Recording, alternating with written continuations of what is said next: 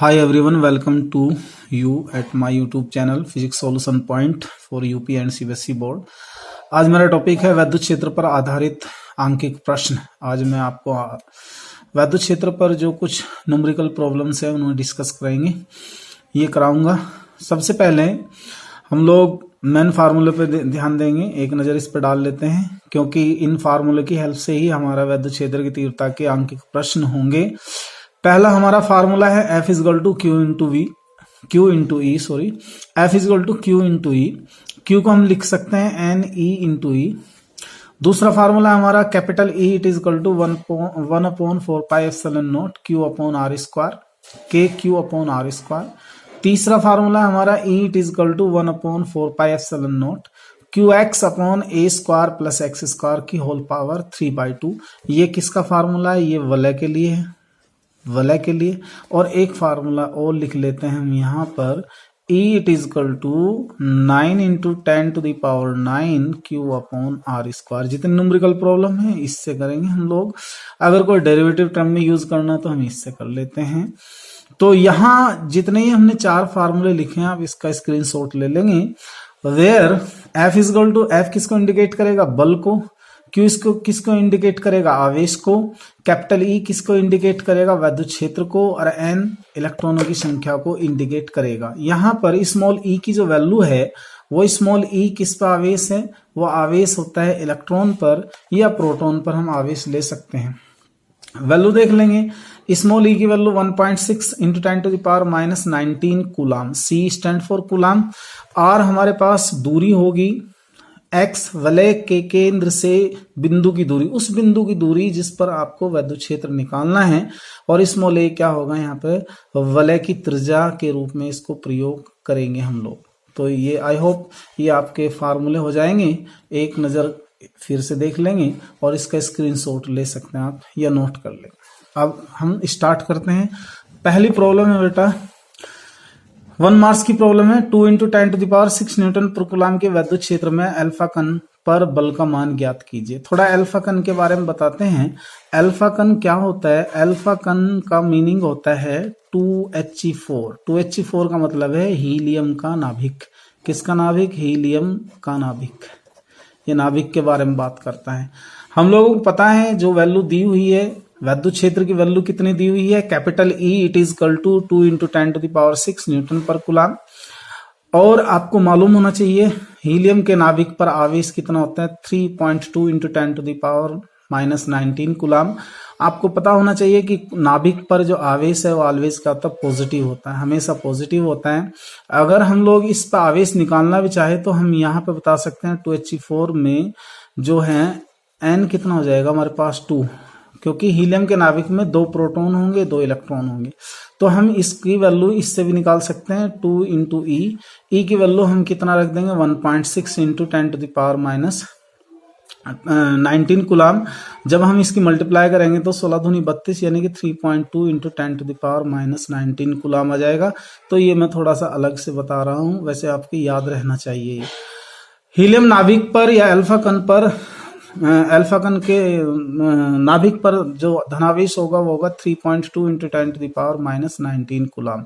ये 19 कूलाम रख लेंगे। हम लोगों ने पढ़ा है कि फोर्स जो होता है, बल F बराबर क्या होता है? आवेश गुना E। आवेश की वैल्यू, आवेश ये रहा, और E कितना है? 2 इंटू 10⁻6 मल्टीप्लाई कर दीजिए, 32 दूनी 64, 0.1 प्लेस पे है तो 6.4। 10 ये माइनस का 19 है, प्लस का 6, -19 प्लस का 6।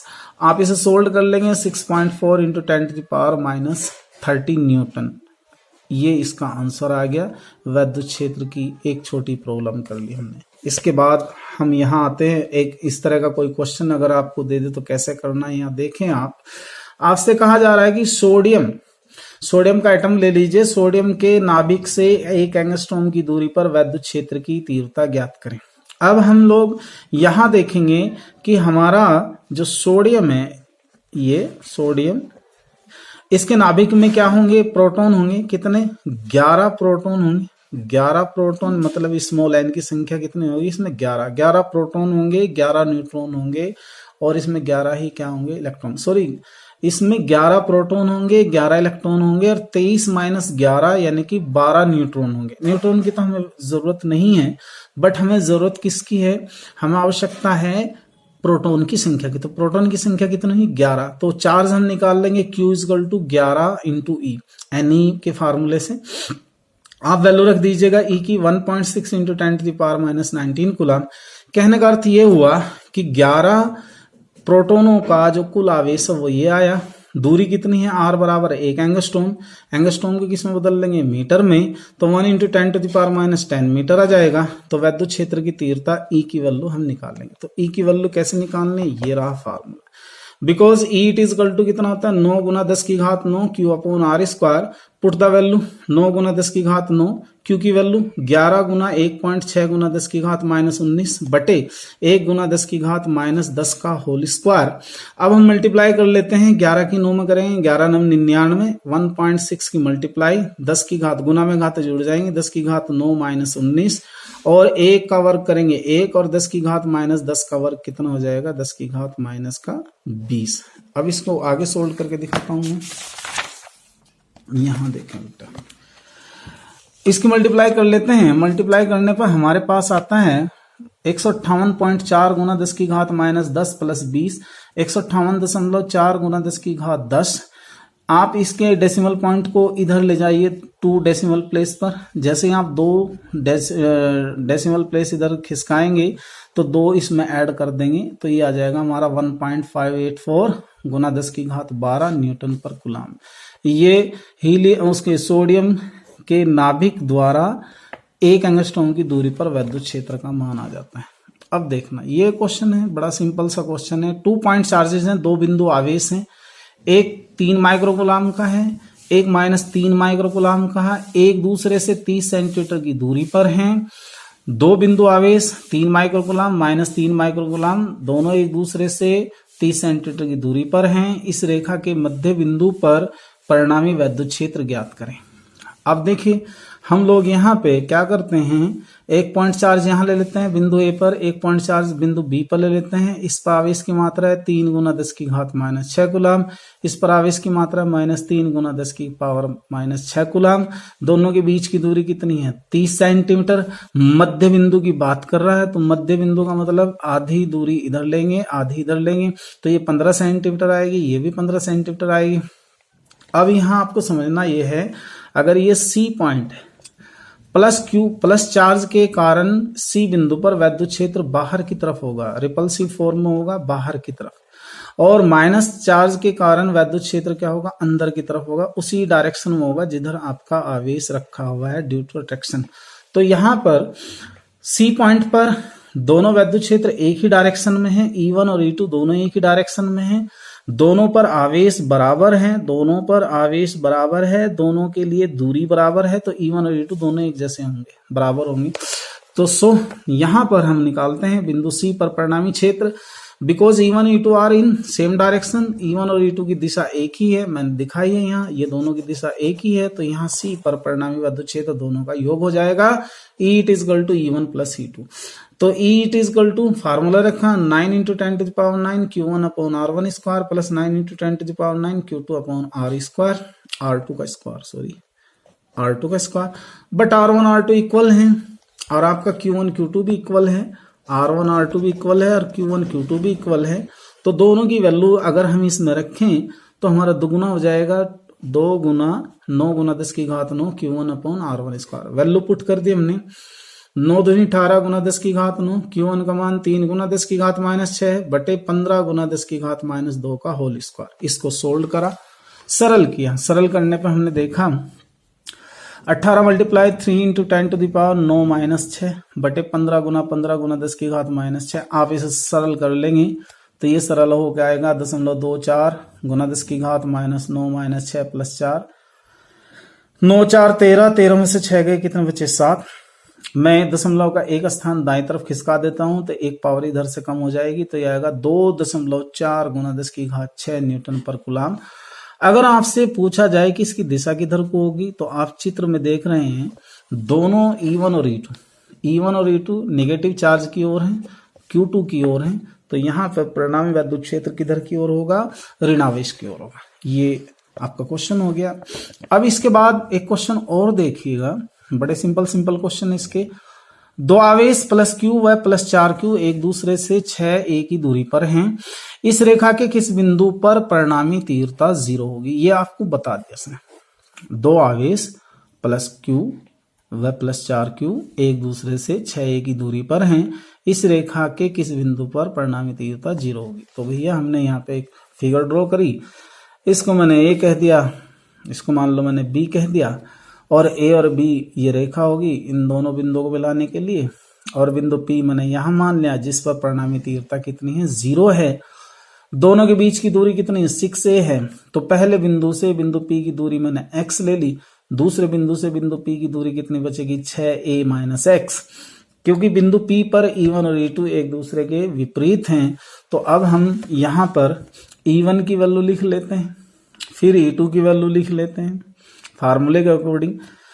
चूंकि P पर परिणामी तीव्रता 0, ये गिवन में है, ये आपको गिवन में, तो यहाँ पर इसका मीनिंग हुआ कि E1 माइनस E2 परिणामी तीव्रता, E1 और E2 की परिणामी तीव्रता, E1 minus E2 equal to क्या होगा, 0। तो E1 इट इक्वल टू क्या होगा, E2। E1 की value KQ upon X square, K multiply 4Q upon 6a minus X का होल स्क्वायर। K से आपका K कैंसिल, Q से आपका Q कैंसिल, जो बचा वो बचेगा ये 1 upon X square is equal to 4 upon 6a minus X का होल स्क्वायर। आप इसका वर्गमूल ले लेंगे दोनों तरफ, 1 का वर्गमूल 1, 4 का 2, एक्स स्क्वायर का x, 6a माइनस एक्स का होल स्क्वायर का 6a माइनस एक्स। दोनों की क्रॉस मल्टीप्लाई कर दें, आप इसकी इधर कर दें, इसकी इधर कर दें, तो 6a minus X is equal to 2 into X. पक्षांतर कर दें, इसको इधर ले आए, 2x plus x is equal to कितना आ गया, 3x। x इजल टू कितना है, 6a बाई 3, 3 से 6 कट गया 2 बार, तो ये आ गया x इजल टू 2।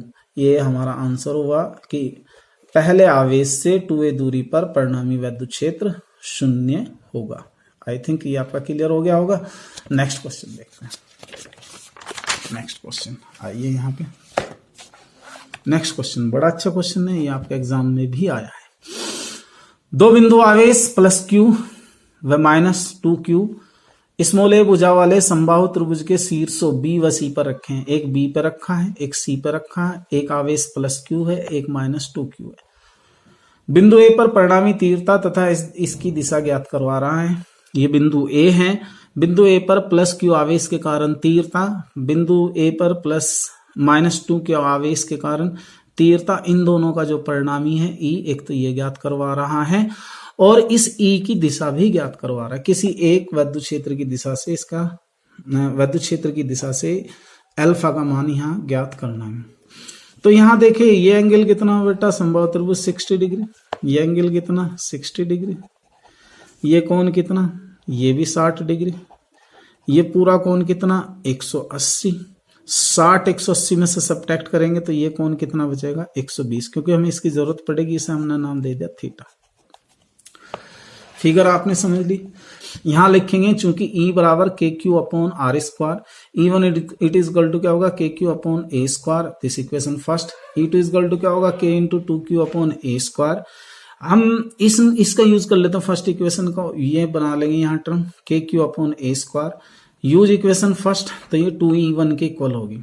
अब हमें क्या निकालना, परिणामी तीव्रता। दो सदिश राशियों की किसी भी बिंदु पर परिणामी तीव्रता कैसे निकालनी होती है, ये एक जनरल फार्मूला है, वो क्या होगा under root E1 square plus E2 square plus 2E1 E2 cos theta.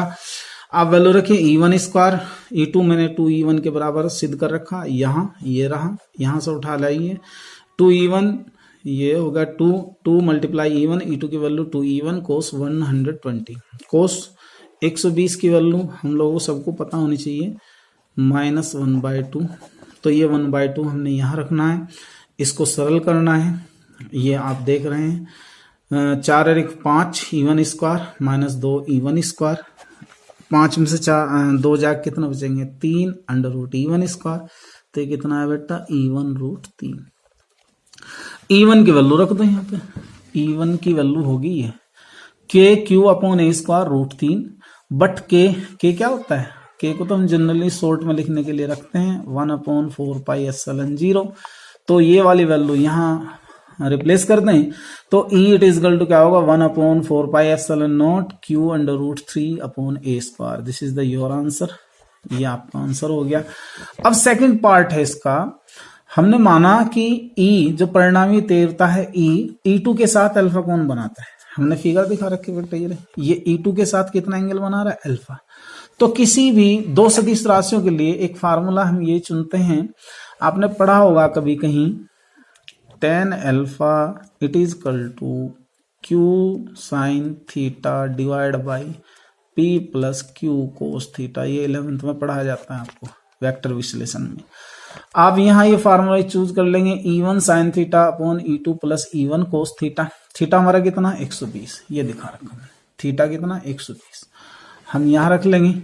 तो हमारे पास बनेगा tan alpha it is equal to E1 sin 120, E2 की वैल्यू 2E1 प्लस E1 और ये मुझे रखना था cos 120 पाई, cos 120 रखना था, cos 120 की वैल्यू डायरेक्ट रख लेंगे बेटा। cos 120 की वैल्यू कितनी है -1/2 और sin 120 की वैल्यू कितनी है √3/2।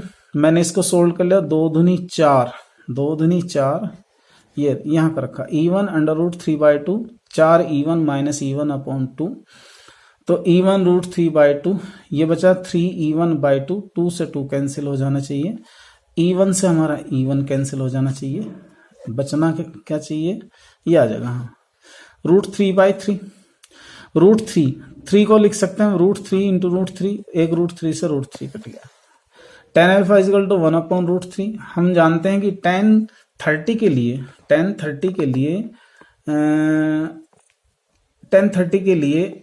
tan अल्फा की वैल्यू कितनी होगी 1/√3 होगी। तो tan से tan को हटा देंगे तो हमारे पास अल्फा बचेगा only 30 degree, which is your answer. ये भी इसका आंसर हो गया। ठीक है भाई। इसके बाद एक क्वेश्चन देखेगा, ये 3 मीटर त्रिज्या वाले किसी, इंपॉर्टेंट क्वेश्चन हो भाई, 3 मीटर त्रिज्या वाले किसी धनावेशित वलय के केंद्र से 3 मीटर त्रिज्या वाले किसी धनावेशित वलय के केंद्र से 4 मीटर की दूरी पर स्थित किसी बिंदु पर वैद्युत क्षेत्र की तीव्रता ज्ञात करें, जबकि प्रति इकाई लंबाई पर आवेश 1 कूलम पर मीटर है।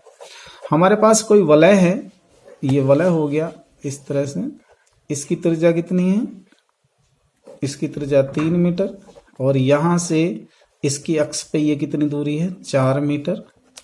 इस 4 मीटर की दूरी पर कोई पॉइंट है P, इस पर हमें क्या निकालना है, वैद्युत क्षेत्र निकालना है। चलो करते हैं, सिंपल क्वेश्चन।